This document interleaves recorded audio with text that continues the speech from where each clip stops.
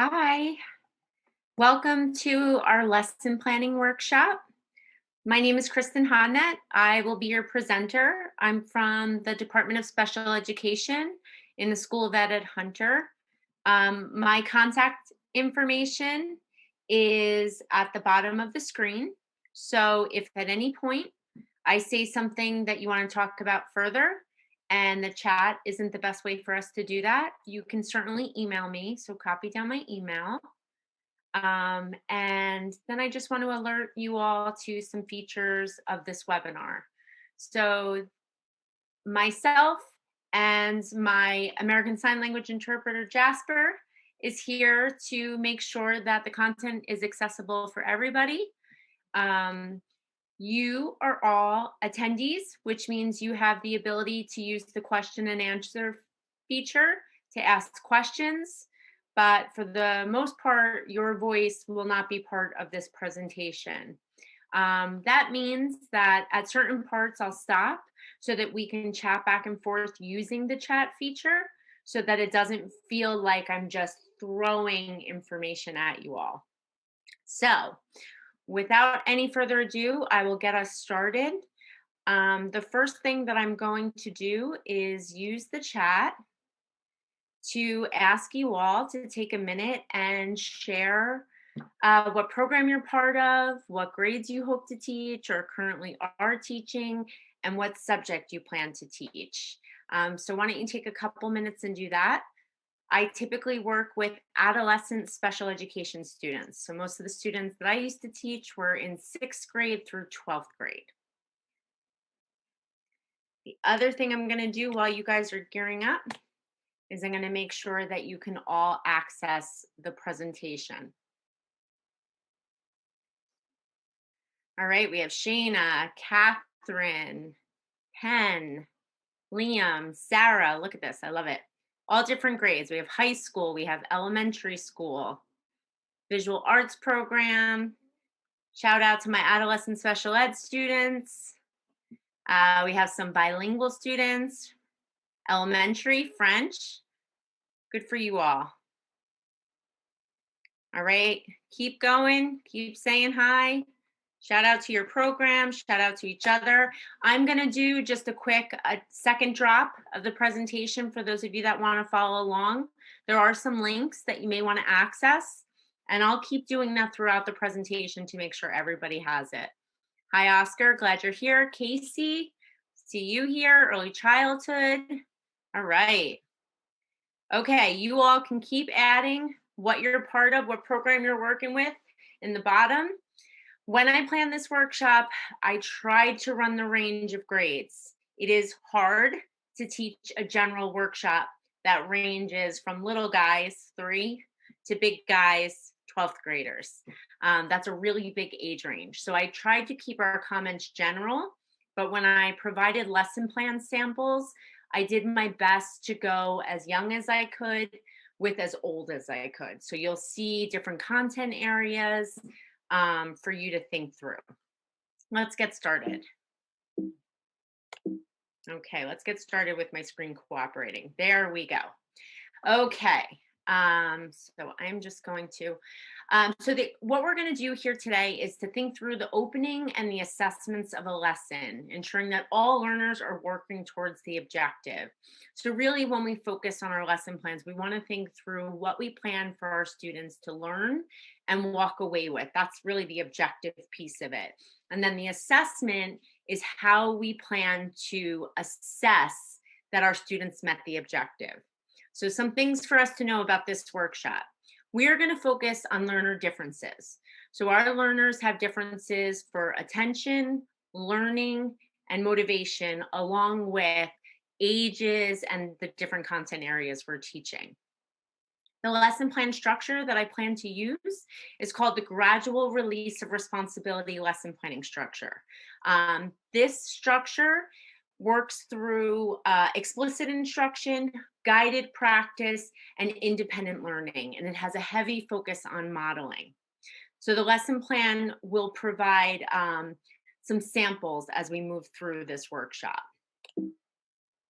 I would like this to move as I press it. Okay, so again, here's another opportunity for you to copy down the link for the bit.ly.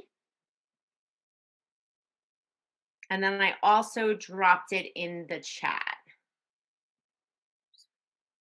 Okay.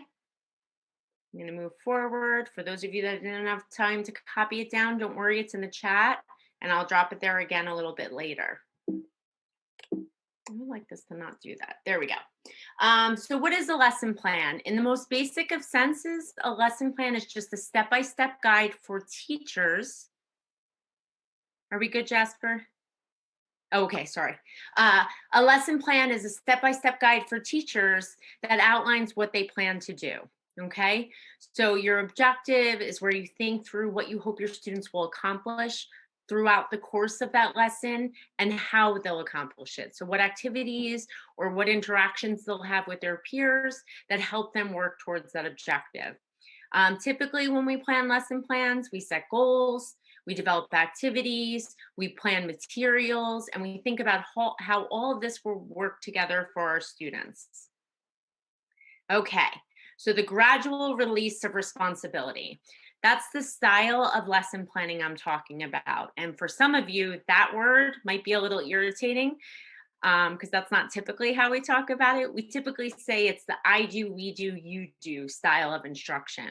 So hopefully, as I said that, more of you are like, oh, I know what that is. So the lesson plan parts that we're going to talk about are our objective, an anticipatory set, which many of you may know as like a hook or a do now. The I do is the teaching part of the lesson. So for I do, the teachers are the I in that. And this is where you do your explicit instruction, your modeling. The we do is the guided practice. So this is before you have students go off on their own, you do a little practice together. Sometimes it's just a couple of minutes to just make sure that everyone is ready to then go off on their own. And then the last part of that is the you do. Now, the you do can have two different styles to it. You do can be you do collaborative, meaning you students work together to figure this out, or the you do can be you do independent, like you go back to your seat or you stay at your seat and read this article to locate the main idea. Both work. Our lessons should all have some form of a closure and a wrap up. And then we want to plan for an assessment so that we know if we are meeting our objective. Okay, and here's another way to kind of think through this whole I do, we do, you do. I have some links in here. So, those of you that are accessing the presentation on your own or plan to revisit it later, this is where having your own link to it will be helpful. So, for the I do, this is the teacher's teaching, explicit instruction. The we do, this is where we check for understanding to make sure that students are ready to go off on their own. And then the you do is the practice that students are going to do on the skill that we just taught in the I do. Okay. And then this one, the Q do review, it's just another name for this style of lesson planning. Here's where I show it broken up with that collaborative piece that I was just mentioning, right? So before students go off completely on their own, maybe sometimes they're going to collaborate or work in a group. Okay. All right. So, what I would like to do here now is offer everybody the option to, one, access our presentation. So I've dropped the link one more time. And then two, come on to this slide as you open the presentation. And all of these different links are going to bring you to sample lesson plans. So I would like for us all to take about 5 minutes or so and just get a lesson plan with all of the parts in our head. So because we come from so many different programs and from so many different places in that program, it's excuse me, it's really important that we all have a visual of the lesson plan in our head. So they're broken up into subject matter. These two here are for my little guys, so my early elementary or my early childhood. And then the content area ones are for my middle school and my high school students. So what I'm gonna do is I'm gonna just put one on our screen now. This is an early childhood one for procedural writing, okay? And you can see here that we have a couple of things going on that I'm gonna focus on soon. So our lesson objective is here. And then we have an introduction. These are going to be the first two parts of the lesson plan that I'm going to talk about in just a minute when I return. What I'm going to do now is check the chat and just see how we're doing with questions and answers, and see if I can clarify anything that I may have missed right in the beginning. So, will this be recorded? Absolutely. And I will make sure that the people who organize the workshop send it out to you. And I could ask them to send out the link for the presentation, but I've also provided it for you right in the chat. Okay, question and answer. Just finished my elementary school setting, hoping to find it. That's awesome. Will this presentation be sent out to our emails? So yes and yes, you guys will have access to the presentations, and I hope that the things you learn in this workshop will help you design lesson plans that help you get hired in any of the schools that you're looking to be hired in. Okay, I'm going to stop share for a minute.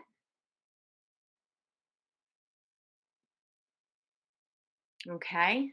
So what I'm hoping everyone is doing now, I'm hoping that you're looking at one of the examples of the lesson plans that I put on the screen.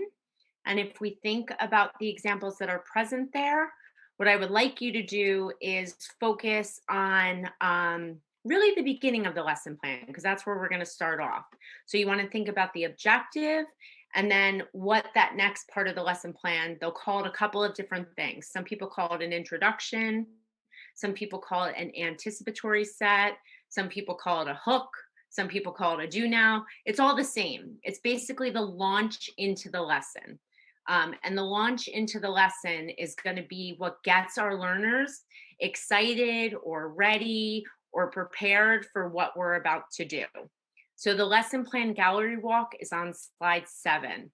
And while those of you are waiting for us to move on, why don't you take a minute and use the chat to share which lesson plan you're looking at so we can see which kind of groups we have looking here. So how many of you stepped into an ELA lesson? All right, we got science right off the bat.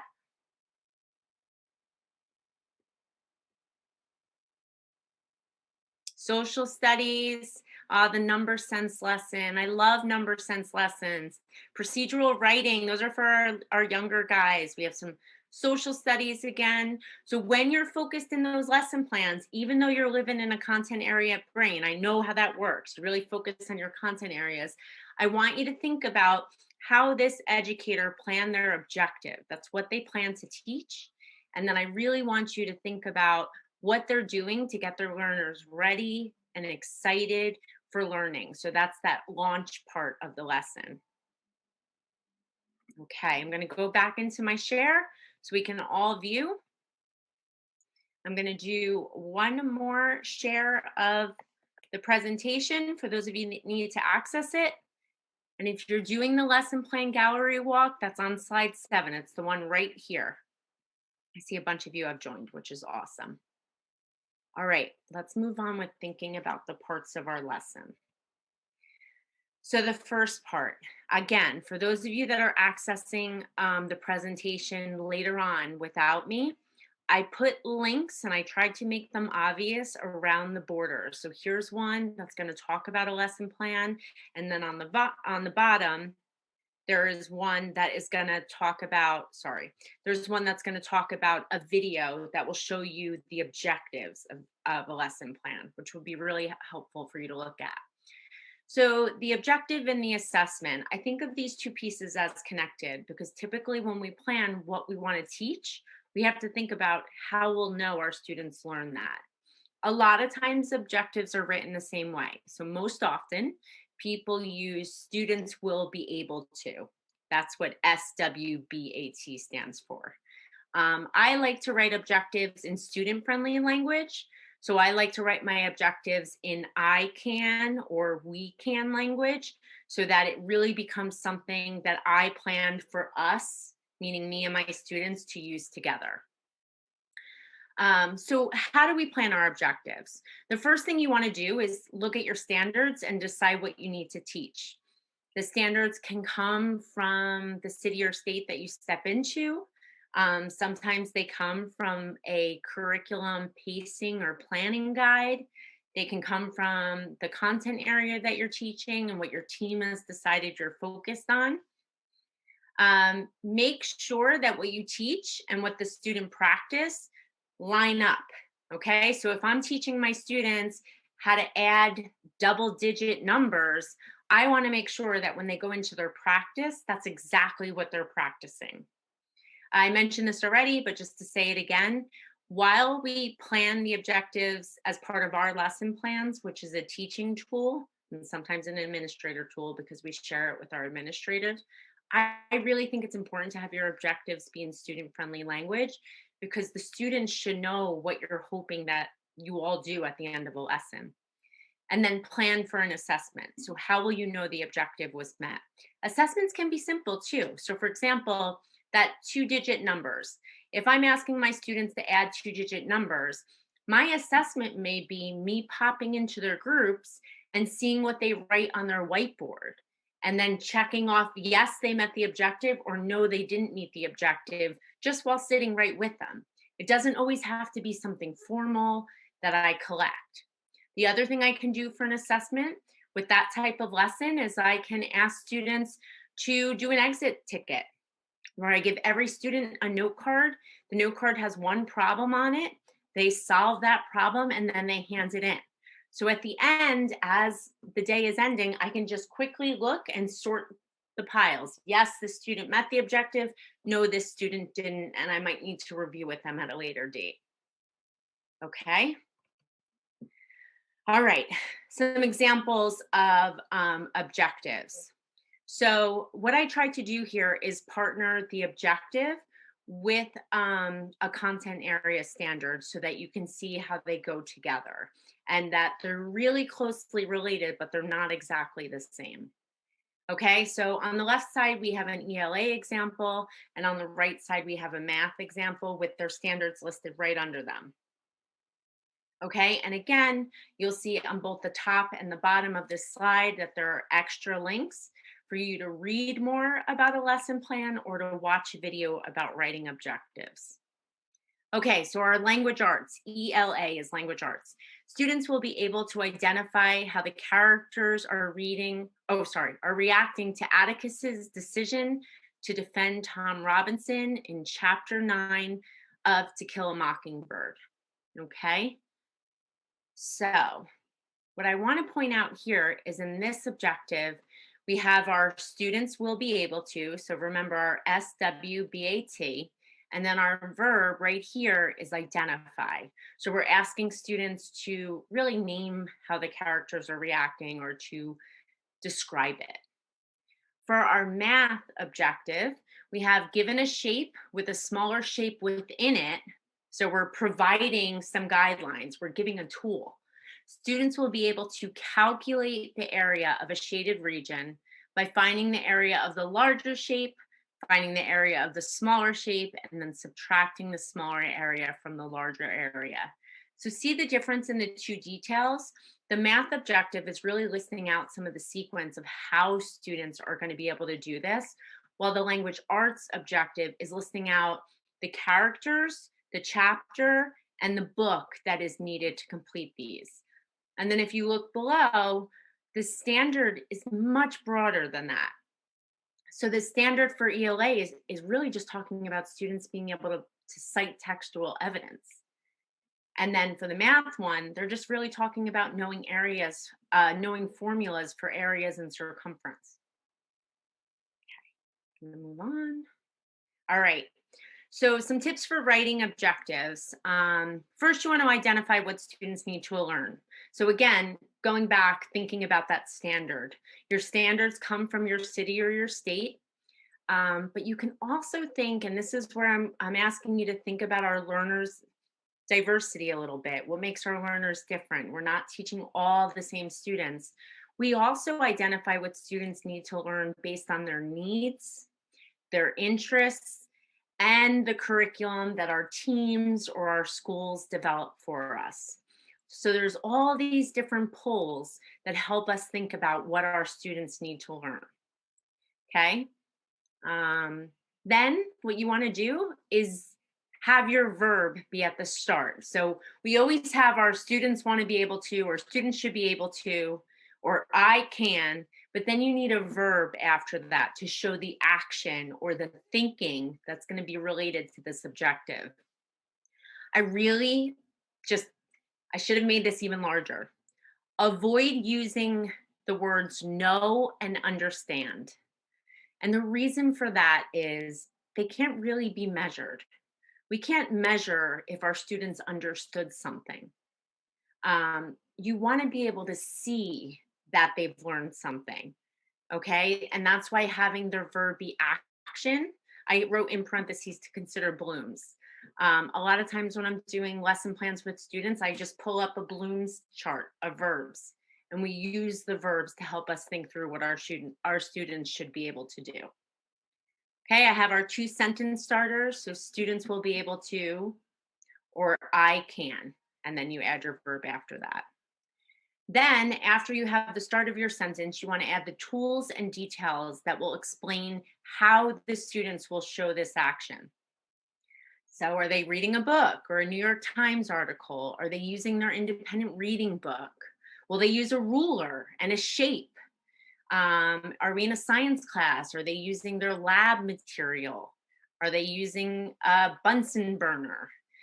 You really want to list out what you plan to use. And in this way, this kind of pulls in another area of our lesson plan when we talk about the materials.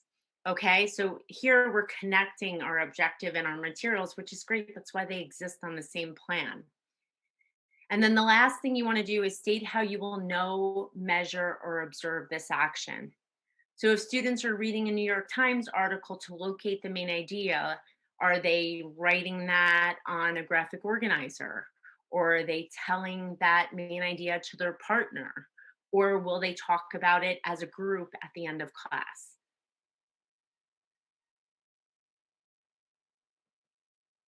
Okay, so the hook with many names. The anticipatory set, the hook, the motivation, the do now, the introduction, all of these things are synonyms in a lesson plan. The idea behind this is to really grab your learner, connect your learner. So there's a couple of reasons why we do it. For our younger students, this becomes so much more obvious when we get them excited about learning because they show it to us. But you want to create a sense of anticipation, excitement, fun, joy in our students about learning. Sometimes for our older students, and this becomes really important in the content areas. So I'm thinking here about math, I'm thinking here about science, and how sometimes our lessons build on each other. In our hook, we want to activate existing knowledge. So you want to remind them what you previously learned that will feed into today's lesson. So in that way, you're getting them ready for learning. Hooks or the do now, it can be so many things. It can be an activity, a short game, a focused discussion. You could watch a video clip or a film clip. You could reflect on a field trip or do a virtual field trip. Students could journal. Students could pay attention to vocabulary. There's really no shortage of activities that work in this part of the lesson. So remember, this part of the lesson connects to the objective but comes before you actually start teaching. It's the part of the lesson where you prepare your learners for your teaching. Okay, so then connecting our hook to our objective. So what I did here was I put a couple of examples of an objective and then the hook that will go with it. So you'll see here we have an 8th grade science example. And then the teacher below it writes, what the teacher's going to do to connect these two bits of information for the students to help prepare them into the learning. And then the next example is a math example and talks about plotting points on a linear graph. And you could see here the teachers really, it seems like using a video to review the information. So in the science example, the teacher's looking to make a connection to help with this argument that the students are going to have. But in the math example, it really seems like the teacher is reviewing or reminding or refreshing the students. Okay. The purpose of the hooks in both of these is setting the students up for success before the teacher even begins teaching.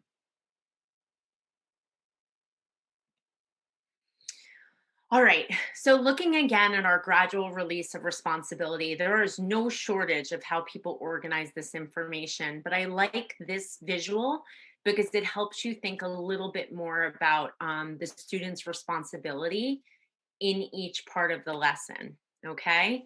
Um, I put in red here this teacher part because I see the I do as really the place where the teacher is going to um, really show students exactly what they're going to do. So the teacher is going to be modeling um, and teaching the whole time. But here are what the students are going to be doing as they move through each part of the lesson. Now remember, the you do together and the you do alone, it's just really thinking through how the best way to work through this activity is. Should students be doing it alone? Is it an independent activity? Then they're living here. Should students be doing this collaboratively? Should both happen? All those scenarios are perfectly okay. We just stretched it out so as to not limit the possibilities in this lesson plan structure. The purpose of this lesson plan structure is to build towards independence. So if you have a group of learners that really needs to lean on each other a little bit, there's no reason for you to throw them into independence right away.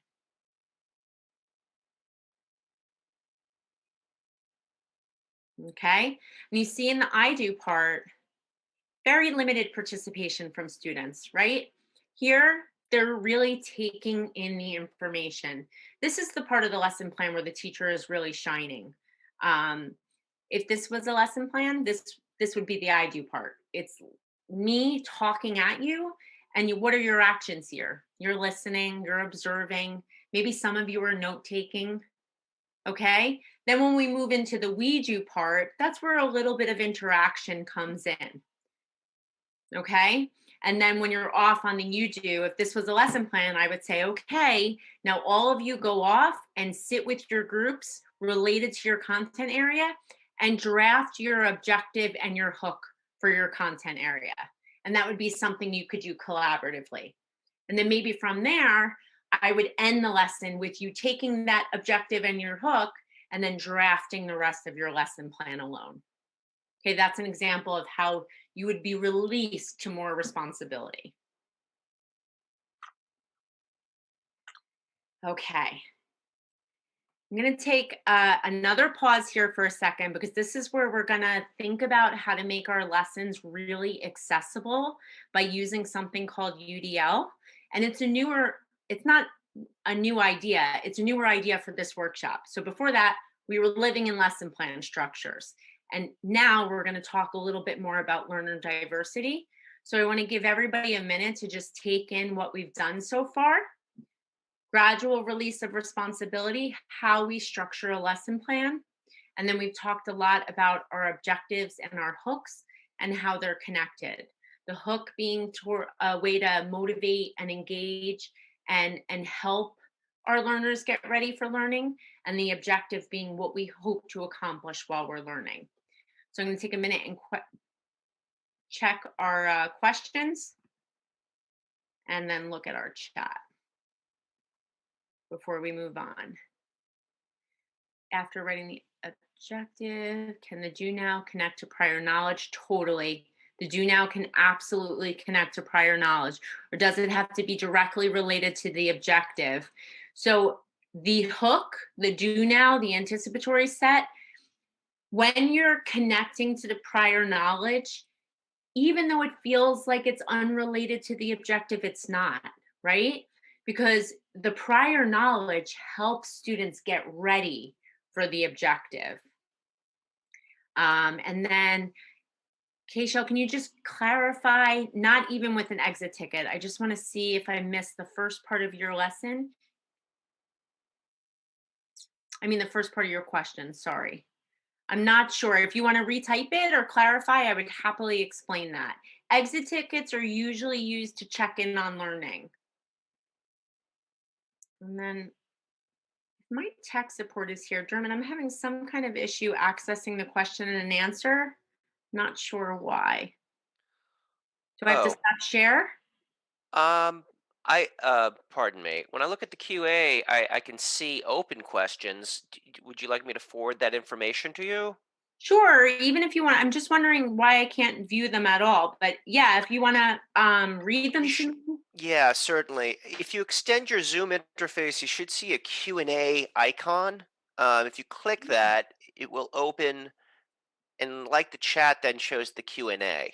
Yeah, it's not letting me open it. I'm clicking on it and it just keeps showing Huh. me stop share. Should I, Oh. should I stop share? You could attempt that to see if that makes a difference. All right. Sorry, guys. Technical. Oh, yes, that's exactly what it is. Now Oh. you all know if you ever do a webinar, you cannot share your screen and look at questions at the same time. Okay. Another question about, will this be sent to our emails? Yes, it'll be sent to your emails, the presentation, but I've also copied it into the chat. So students don't necessarily have to be actively working in the hook for examples. The teacher modeling is enough. Let's see. So I think of the hook as a little bit separate than the teacher modeling part. The hook is easing into the teacher modeling part. So, for example, the math example that I talked about with the linear graphs, that teacher chose the hook to be almost a review of content. So, yes, in some ways, the teacher is reteaching something, but she or he was doing it to prepare for the lesson that was coming up. I hope that clarified. The hook is separate in the sense that it's not the same as the teacher teaching. It's more in preparation for the learners to be ready for learning. Also, if you have a longer lesson that may take more than one day, do you have to complete an I do, we do, you do all in one day? So, Megan, I would say this is a question to talk about with your administrator, because sometimes administrators are picky about making sure every part of the lesson shows up in a day. I think it is perfectly appropriate to plan lessons that span longer than one day. So my suggestion for that would be to always have another hook. So here's the day one hook, then you do your day one activities. Maybe you never get to the you do part. And on day two, when you open up, just start off with another hook to remind students what you did yesterday so that they're ready for learning. How can we use differentiation in our lesson planning for the younger grades? Oh, I love this question. It is coming. Answer is coming. Um, Teacher is modeling, Megan asked. So the teacher is modeling previous work. The teacher models during the I do phase. So typically, teachers model what they hope the students will do that day. It's not previous work, it's work that's planned for that part of the lesson. It doesn't mean that if students are confused, need a refresher, or just stuck, that the teacher can't model something from another day too. Modeling can be used as often as needed. But in the lesson plan that I'm showing you, that I do, we do, you do structure, modeling is part of the I do. It's part of where the teacher teaches. Why can we not use an exit ticket as a resource to understand if the students understood anything from the lesson? I am so sorry if I confused anybody about an exit ticket. Exit tickets can absolutely be used to assess learning. I was just saying they don't have to be. So you can use an exit ticket every single day if you want to check in on your learners. But you can also use other things that are going on in the class. Sometimes our assessment is looking at our learners as they work independently or in their groups, and we can assess their learning that way because we're watching them. Other times, doing an exit ticket is perfect. So, if all of my students read Charlotte's Web, chapter 4, and I want them to tell me 3 events from chapter 4, that could be my exit ticket. And they could have those 3 events, hand them in to me when they leave, and I can look through them. What I try to do, especially for my elementary teachers or even my high school and middle school teachers, elementary teachers, you guys are teaching so many subjects. So sometimes the less papers you have to like look at and grade, that's helpful for you. So watching learning and having that be part of your assessment just relieves some of the work that you'll have to do later. My middle and high school teachers, you guys have a lot of students. So, yes, it's great to use exit tickets because they're a great tool to assess our students, but that's also something for you to do after your classes leave. If you can do it quickly, you're just checking one math problem and you can tell right away who got it and who didn't, great. But sometimes watching learning in action just takes a little something off your plate for later in the day. So I'm just trying to think about how to balance your busy schedule. But in no way am I suggesting that you shouldn't use exit tickets because exit tickets are awesome. I'm just thinking about your workload because a teacher's job never ends. Okay, differentiation. Here we do the official switch. Not a switch, but a bigger topic. Okay, so I'm going to begin first with saying that universal design for learning is something that may be brand new to somebody right now. Um, it's something that I'm still learning about, and I've been in this field for almost 20 years. So you learn about it, you try it out in baby steps, and the idea behind using it is that you grow a little bit with each new student that you meet. You grow a little bit with each time you collaborate with a colleague, or you grow a little bit from year to year. Okay. No one is perfect at using differentiation, maybe ever, but definitely not when they first started. Okay. Universal design for learning is a way to plan, engage, and teach. What universal design for learning does is it uses networks in the brain to think about the what, why, and how of student learning. Okay, so basically, there are 3 different principles for UDL. The principle of representation is how teachers show what they're teaching. Okay. Um, the principle of action and expression is how students show their learning. And then the last piece, which really shows up first, because without it, very little learning can take place, is the engagement piece. And that's like the why we should care about learning. I always think of students in classes when they're like, why do we have to learn this? That's that engagement piece. I want to leave you with 2 helpful websites for you to think through UDL just in the future. The first one is udlforteachers.com. If you only write down one website, this would be the one to write down. This website was created for teachers. And what it does is it allows teachers to go in. You can learn if you want to like watch videos and learn about UDL, but you can also grab resources to use that will help you differentiate your classroom for a variety of ways. It's a really teacher friendly website. And then the second UDL is for cast.org. And they're kind of the group that really got this research like out into the world. So at this website, you can view a lot of different visuals and a lot of information for the 3 different principles. So those would be 2 websites that are really helpful to look at, down the road.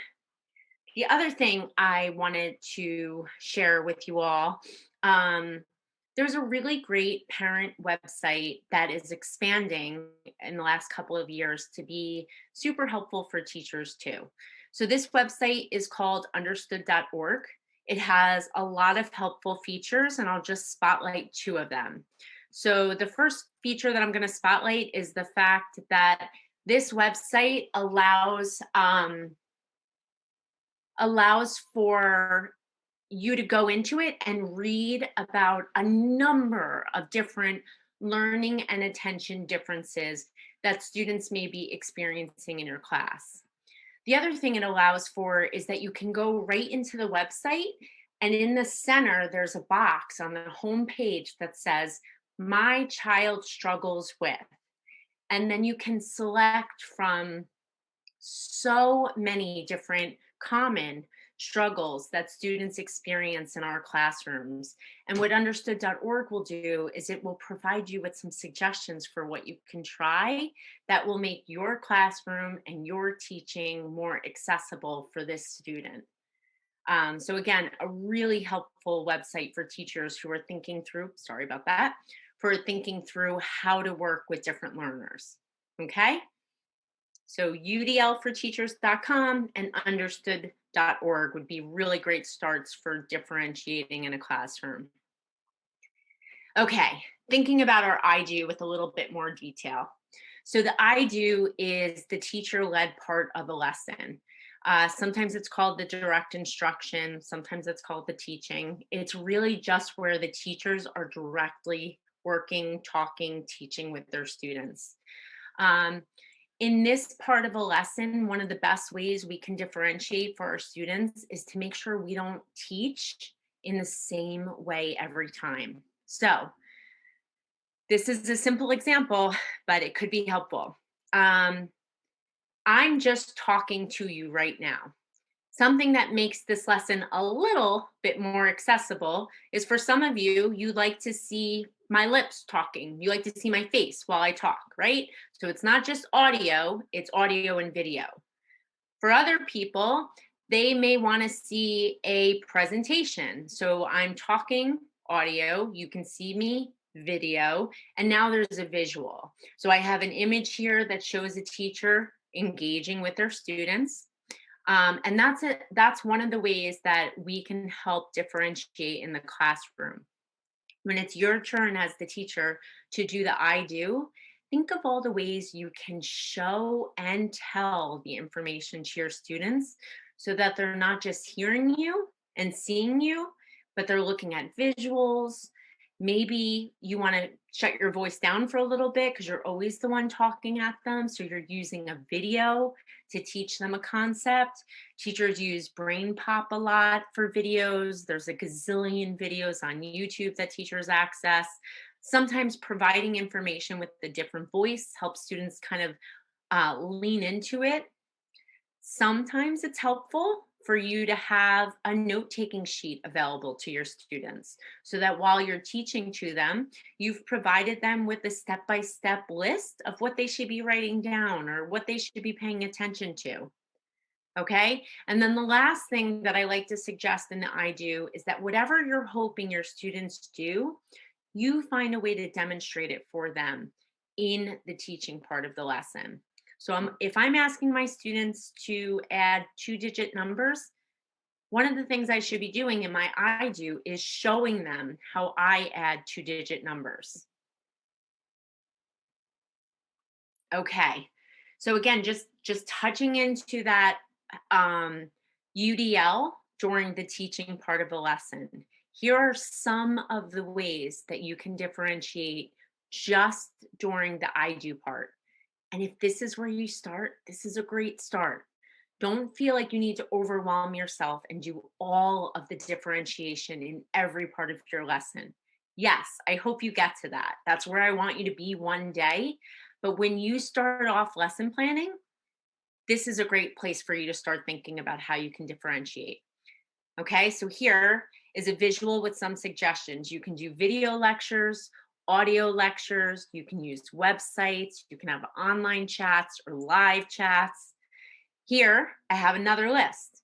You can use tools such as graphic organizers to help students organize what you're talking about. You can clarify vocabulary. You can present information in different ways. So again, the simplest form is me talking, me being on video. and then me showing you this presentation. That's technically 3 ways that I'm making sure you get it. Okay. And then I had somebody ask the question before, and it definitely is something I want to emphasize, activating background knowledge. Okay. So yesterday we learned about this. Today we're going to learn about this. Okay. Or last week we learned about this topic, and today we're going to build on that by adding to it, reminding students that this isn't all brand new. Okay, because we are still living during COVID, I wanted to make sure that part of this presentation provided some tips for what it means when we're teaching in this style. So understood.org, as I mentioned, is doing a better job expanding their parent resources for educators. And here's a really great example of where they nailed it. They have a section on their website all related to COVID tips for teaching, different things you can do. This one article here is about making online assignments, more friendly. So I linked it just for those of you that are just trying to think through what it means to teach online. And so you have access to it. Okay, we do. So we do is the collaborative part of our lesson. So here you see the teacher working with both of the students. It's a chance to practice. That's really what it is. It's before you send all of your students away. Um, you can ask them to do just a little problem or answer a question or turn to their partner and tell their partner 2 things they learned about what you just taught. It's a pausing moment. And the great part about the we do of the lesson is it's really short, it's bite size. It's typically around like 5 to 10 minutes on the lower end of that. And it's an opportunity for you to figure out who's ready to go off and learn independently. Okay, who's in that release part of the lesson, but then also who's not. And knowing who's not is a great opportunity for you as teachers to meet with a small group and maybe even reteach what you just taught to the whole group. Maybe they just need a little bit more time with you. Maybe you want to partner up somebody who's ready to move on with somebody who's not quite ready to move on to see if they work as partners. It'll help them get through the activity. Okay, the you do. So you do together. I have partner group, but there's also you do independently. You don't have to do both parts. It's just an option. It's just giving more support in a classroom. Teachers give students the opportunity to learn without direct supervision. Yes, we are checking in with our students. Yes, we always have our eyes on our students, but this is really the place for them to do it without you being right there with them. This is the place for them to try what you just modeled for them or what you just taught for them. So, depending on the content area, they may be designing an experiment like you see in the picture here. They could be reading an article and highlighting important ideas.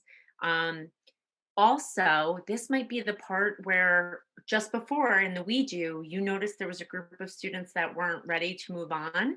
So you may be working with that small group to help them, to reteach them, and then let them go off and try on their own. Okay, so tools for differentiation during the you do part. Here you see students doing tactile experiences. They are learning with their hands. They are also learning with groups or partners. That's another type of differentiation. So instead of letting students go off on their own, they're working together. What might not be pictured in this image is that there could be a list of directions on the board, or students may have a handout that gives them a checklist to help guide them through what they're supposed to do. These are all parts of differentiation. So in addition, the checklist, in addition to the teacher telling the directions, the teacher's also providing a written copy so students can come back and see that they're doing the right thing. Okay, so just reminding you that learning doesn't always look the same way. I tried my best to make sure that the image on this slide wasn't students reading and writing, because that's often what we think about when we think about school. Learning looks different at all different ages, at all different ability levels, and in all different classrooms. There are many ways that students can show you what they're learning. And here are just some examples. So, thinking through the different ways you have students present their understanding to you is another way you can differentiate. And when you're ready, and it doesn't have to happen on day one or even day 100, um, sometimes you can give students choice in how they present their learning to you. Okay, so that gets scary because things look a little different, but students can start to think about what they're best at doing, and they can decide, yeah, if I want to show my teacher I learned, the best thing for me to do is to submit my writing because I'm a good writer, or the best thing for me to do is to draw a narrated slideshow because I'm a great artist and I don't like writing as much, but I could put these two together. Okay, last part of the lesson. This is the part of the lesson for my middle school and high school teachers that is most often missing. And it's because our classes end with a bell. So when the bell rings, everybody's out of there.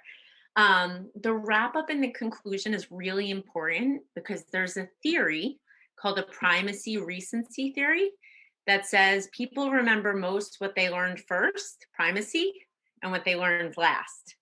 So the wrap up or the conclusion is the sandwich onto your lesson. Okay. This can be quick, 2 minutes, 3 minutes. It can be an exit ticket. So your exit ticket can serve double duty. It can be the assessment for your lesson, but it could also be the wrap up activity. Okay. If you're using an exit ticket as your wrap up, have students vocalize what they wrote down. Share it with their partner, share it out loud. Ask 3 students to volunteer the information. I like to do give me 5.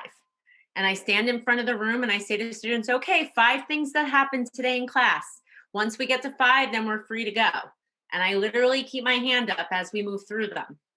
Um, you can go over any areas where students might be struggling or feeling good. Some teachers put like a list on their door and students move post-its as they walk out. Like, how did you feel about today's lesson? And students would put their post-it by, I feel great, ready to move on. Or I would like some more practice. Or I'm not ready to move on. And that's students sharing with you how the learning went that day. That's great feedback for you. The other thing you can do is you can just ask a question. So your question can be related to the content that you taught. Okay. Maybe they did an experiment and you want them to review a part of the experiment. Maybe you read a chapter of a book and you want to make sure that they all were in the same place about that character. Okay. This is just a place for everybody to come back together before you move on to either a new subject if you're in elementary school or the bell rings and everybody's dismissed. Okay. We are at the end of our scheduled presentation together. So, what I would like to do is just again open up the chat and the questions and answers. I am going to make sure that I put our link one more time in the chat so that if you're leaving, you have the link and you can review things later. Please remember that my email is also there. So if you would like to reach out to me privately and ask me questions, I'm happy to answer them for you. What I'll do now is I'll go through some of the questions that are in the chat, and then I will look at the question and answer section to see if I can answer any of the questions that remain before we wrap up together. So let's do questions and answers first. So is the wrap up and the assessment the same? That's a good question. It can be, but it's not always. So, teachers, you are multitasking geniuses. Feel free to double dip when you need to. If for your wrap up, you're using an exit ticket, which will also tell you if students understood the concept, in that example, they're the same. If for your wrap up, you are asking students to write the main idea of the article that they all read, and you're going to check that main idea later. They're the same again. But if for your wrap up, you're just asking students to tell you how they felt about learning, to remind you about 3 things you did together, sometimes those will be a little different. So the answer to that is they can be the same, but they are not always the same. And that is for flexibility, not to make you feel frustrated or boxed in. Okay, let me just peek through some of the questions I'm seeing. After writing the objective, can the do now connect to prior knowledge? Absolutely. Don't know or understand. When you said don't know or understand. Oh, okay. Sorry to have to leave this session. I have to get back to work. That's good for you for visiting during a work day. You're awesome. Oh, somebody asked about creating an anchor chart during the I do. Awesome. Yes, that's a great thing to do. Typically, as the teacher, I think you would create it during the I do. You could have students add an example during the we do, but they probably wouldn't create the whole anchor chart during the we do. I find it hard to finish up my lesson before the class time is done. Are there any tips? Oh, I feel this. Irene, this is me. This is me still. I mean, I hope to be done talking at 1:45. I'm a few minutes over. My suggestion in the beginning, and I hope you feel that it's a support. I use timers. I needed timers a lot to make sure that I was able to stick with the pacing of the I do so that I really did get to move my students through the we do and the you do. Um, and I think if it's your students that need time, stretch out your we do or have your you do be collaborative.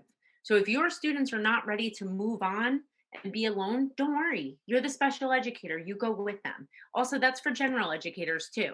If your students need your support and they want you to stay with them during the you do, that's you being a good professor, a good teacher. So stay with them and help them get through it.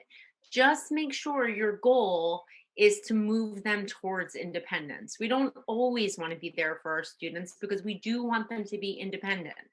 One day we won't be with them, right? So they have to be able to learn without us. Okay, a couple more questions. Are these some differentiation strategies we can use? Making lists for students about tasks. Yes, that's an absolute differentiation. Have students complete tasks in various ways, draw them out, use oral responses, use sentence strips. Yes, those are perfect examples of differentiation. If my students have various differences, language, reading, computation skills, how do I differentiate the lesson for various students doing the same lesson? This is a really hard question. As teachers, it's exhausting and it's overwhelming to think about reaching every learner. Sometimes we don't. The first thing we want to do is try. So we want to think through all of the ways that our lessons can be more accessible. So if you are talking, you want to make sure that if it's a video, you have captioning available.